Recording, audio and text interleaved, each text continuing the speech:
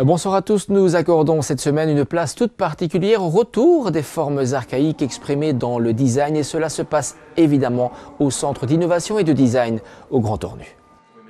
On connaît le futur antérieur, désormais avec l'exposition que le Centre d'innovation et de design accueille jusqu'au 19 avril, il faudra compter avec le futur archaïque. Ce sont des mots en effet qui ne vont apparemment pas ensemble. Sauf que lorsqu'on les accole ensemble, lorsqu'on les dit ensemble, ça dit quelque chose. Et ça dit quelque chose, non pas une opposition, mais au contraire, on est souvent dans des oppositions bien, mal, droite, mais là, on a vraiment une interpénétration et ça dit quelque chose alors pour Futur Archaïque, de ce qui se passe aujourd'hui dans la société. Et c'est vrai que dans la soixantaine d'œuvres exposées sur le site du Grand Ornu, on retrouve une vision du design qui détonne par rapport à celle que l'on a d'ordinaire. Car ici, on prête sans doute plus attention à ce qui a permis de les créer qu'à leur valeur d'usage courant. Dans toutes ces pièces rassemblées, en effet, ce sont des pièces de design, hein, il faut le rappeler. Alors, avec cette porosité art-design, souvent, on m'a posé la question quelquefois s'il y avait une fonction ou une fonctionnalité. Pas dans toutes, forcément. Elles initient une fonction, elles en donnent une piste, mais elles ne sont peut-être pas utilisables en l'état, mais en effet, elles disent cette utilité, cet usage qu'on peut en faire. Ces pièces parlent d'elles-mêmes, il y a une vibration.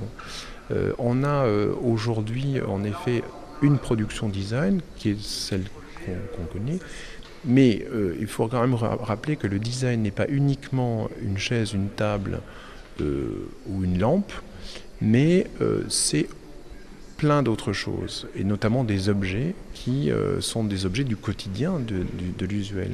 Donc on avait un peu perdu cette idée d'usage, mais surtout on avait perdu dans une idée classique qui irait par exemple du Bauhaus jusqu'à l'école d'Ulm, cette idée jusqu'à l'école du fonctionnalisme, cette idée de l'objet dégage quelque chose. On a perdu à un moment donné un objet qui dégage et qui parle de magie aussi.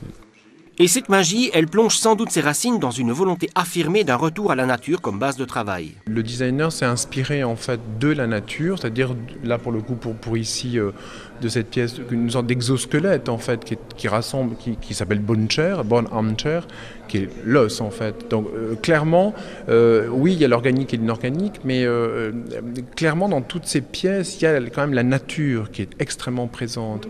J'aime bien cette phrase de Lamartine qui dit « Objet inanimé, avez-vous donc une âme ?» Oui, je pense que les objets ont une âme à partir du moment où ils sont faits avec envie, avec bonheur, par l'artisan. Il faut quand même rappeler aussi l'artisan, le designer et tous les gens qui font les métiers avec passion.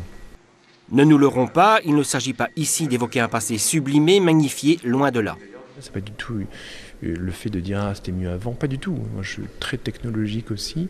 Simplement il y a aussi un retour à des fondamentaux qui sont des choses plus archaïques, donc archaïques au commencement en grec, arché. Et voilà, donc c'est ce qu'exprime cette exposition. Parce que finalement, on ne peut bâtir le futur que sur les bases solides du passé. C'est ce que l'on appelle peut-être de l'utopie, du rêve. Mais les œuvres des designers exposées dans Futur Archaïque transforment ce rêve en réalité. Cela s'appelle de la magie ou du talent. Nous évoquerons la semaine prochaine l'aménagement à Colfontaine d'une zone d'immersion en cas de forte crue et tout cela évidemment sous l'intervention de la province de Hainaut. À très bientôt.